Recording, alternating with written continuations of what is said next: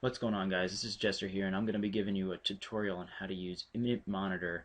Um, right now it's in beta, so yours may be looking a little different than mine, but I'm going to do my best to try and show you how to use everything inside and what each item does. Alright, first off we're going to start off with the Clients tab right here. That is going to be where all your lists of clients are going to be. So for example, if you have a couple of clients, they're going to be listed here under whatever you list them under. In settings, here's where you can listen to your ports. So what I'm going to do here is I'm going to go ahead and start listening. You can enable auto listening if you want to, I just choose not to. So start listening. Now I'm listening to the port. As you can see, I have no clients. This is going to be a fresh setup, so I know that everything is set up correctly.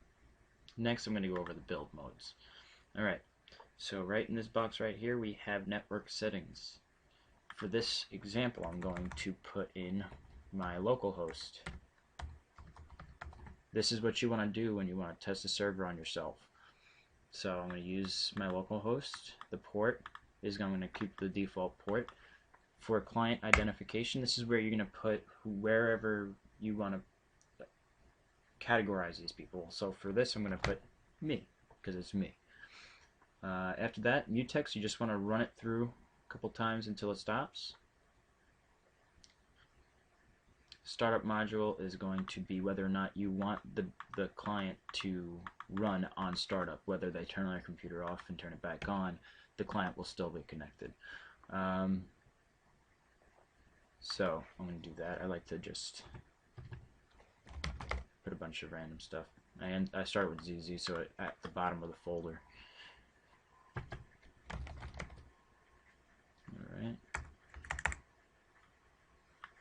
File name is what it's going to be run over, so in processes, it's going to be ran like that. So I'm going to put service hosts.exe, and you can do roaming, local, or temporary files. Now here's where everybody gets confused. The module protection.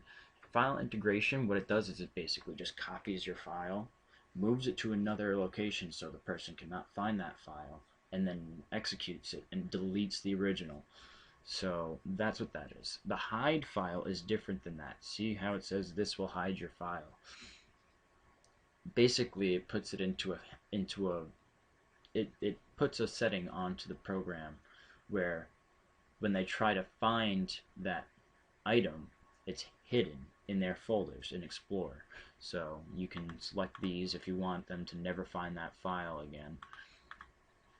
Registry persistence, make sure that your client will start up with Windows. So along with the startup module, if you're running the startup module, you want to do registry persistence. So even if they kill the registry, it's still going to start up.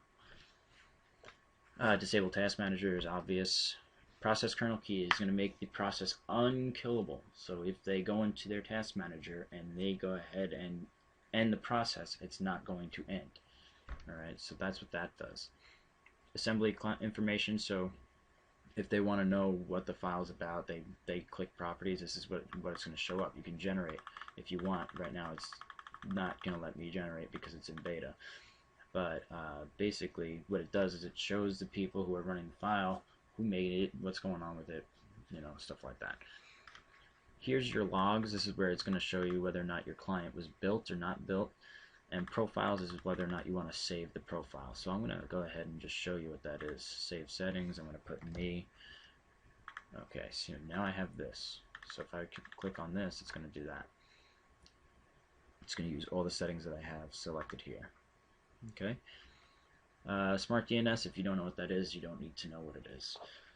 Use hidden mode. So basically what the hidden mode does is it shows people, if you don't have this selected, it's going to show people, say you are on the remote desktop. It's going to say in the top right of their screen that you are being monitored by Imminent Monitor.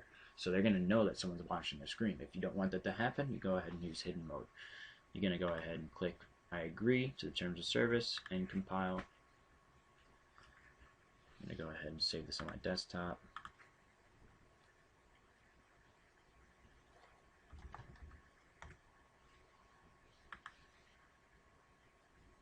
give it a second. See, this is where it's going to tell me whether or not it's going to build the server or not. And it says client built and disconnected from the server, so that's good. Now what I'm going to do is I'm going to run the server.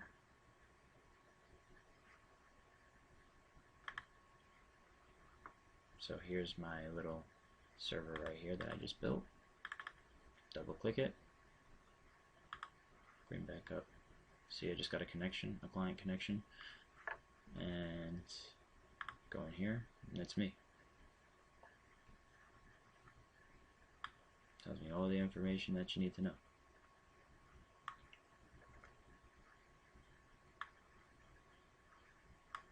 Alright, so now the builder, we just went through proxies. That's if you want to use the proxy settings. So if you were doing that, you would go ahead and right click and reverse SOX 5.